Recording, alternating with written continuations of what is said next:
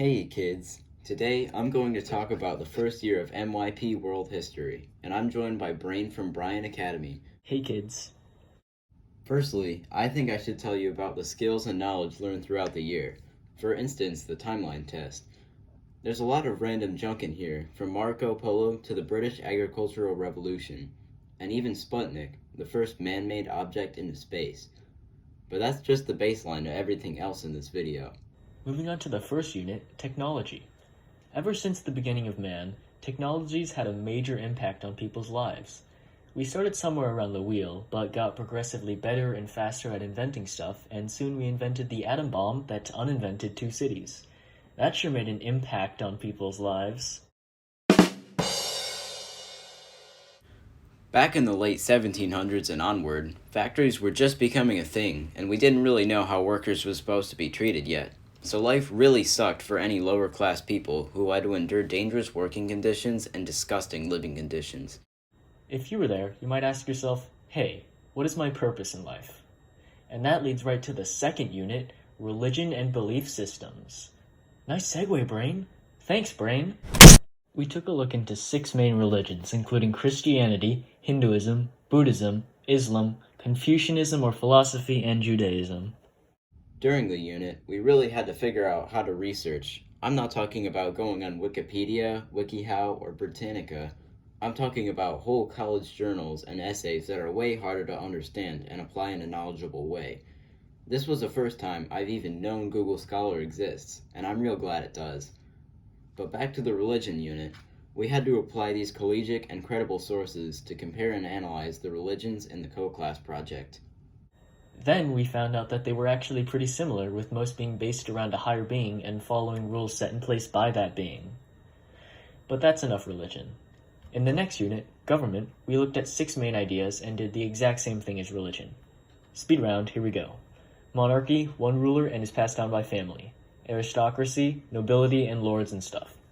Democracy, citizens and people power. Oligarchy, council of elders type thing.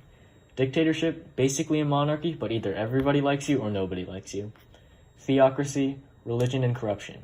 Bureaucracy, government administrated and managed by departments staffed with non-elected officials. We also had to have lots of class discussions about which government works best for society. De jure, de facto, potato, potacto. And we had to learn how to make actually good discussion using communication ATL skills to give and receive meaningful feedback. Now I'm gonna be honest, this next unit was the vaguest concept out there, globalization. Basically, it's when a society of people who thinks one way interacts with another society. They share culture, a few crusades, and that's about it. Next unit. Unit 5, self-determination. You may ask yourself, hey, what is self-determination? And to that, I'd have to say no idea. That's a lie. It's actually about whether or not a nation should be able to govern itself. Why isn't it part of the government unit then, you ask? Well, it's because we need another co-class project, young grasshopper. We investigated specific cases of self-determination and ran mock trials for them. Remember the Congo? Yeah, me neither. Turns out another skill I learned this year was lying. Well, for the Congo's trial, we analyzed sources of information and argued from each's perspective on whether or not the people of the Congo were competent enough to run a country. Anyway, the trial ended up going in the Congo's favor, and it turns out that ruthlessly being enslaved and killed for 52 years gives you a little bit of a reason to not be under direct control. Gee, that sounds like quite a conflict, Brain. Now for the final unit, peace and conflict. This here is Galtung's triangle, definitely the most important and encompassing part of the unit. We gain the skills on how to identify conflict and use the triangle to dissect it. Say, for example, Billy was walking down the road when he was mugged and beaten. The direct part of the violence is what was just stated, but what went on behind the scenes is the structural and cultural violence.